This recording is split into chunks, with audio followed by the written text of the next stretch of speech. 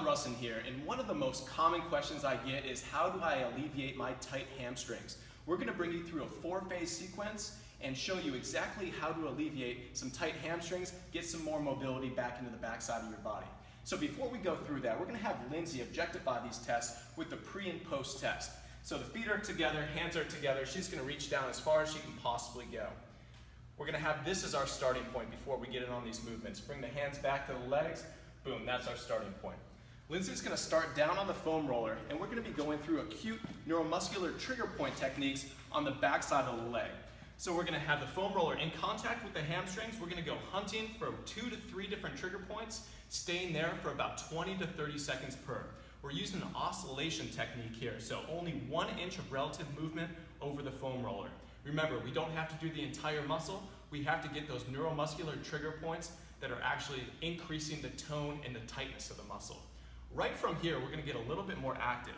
Lindsay's going to come down on her back, and we're going to get into the 90-90 hamstring stretch.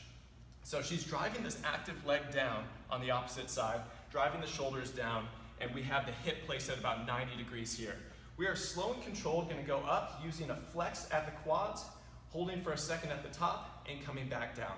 Notice that Lindsay's toes are coming back up towards her in a dorsiflex position, and as she comes back down, she's actively squeezing her calf down into her hands. So we're going through about 5 to 10 of these, slow and controlled motion. From here, we're going to work on a little bit of motor control.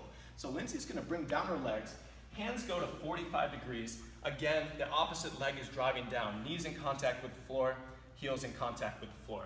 Lindsay's going to get tight at 3 spots here. So she's going to get tight at the arms, tight at the core, tight at the opposite leg, and she's going to actively be coming up into the active straight leg raise.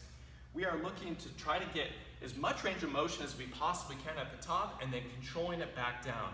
Along with being a mobility drill for the backside of the body, it's actually a stability drill for the front side core.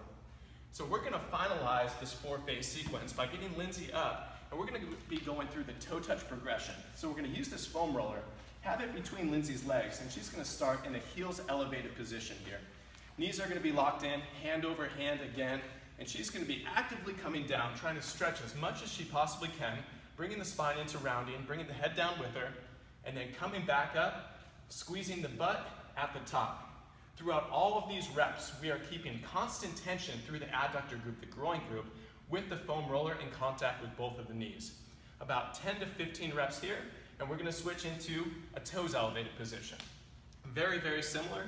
The only big difference here is, again, the toes are going to be elevated instead of the heels.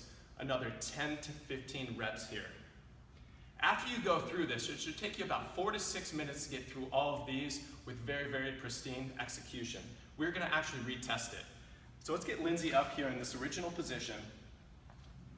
Feet together, hand over hand, and reaching down as far as you can go, down towards your toes.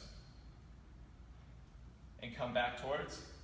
And you can see objective benefit there. In just a couple minutes of demoing these, we have about 3 inches of relative hamstring mobility gains.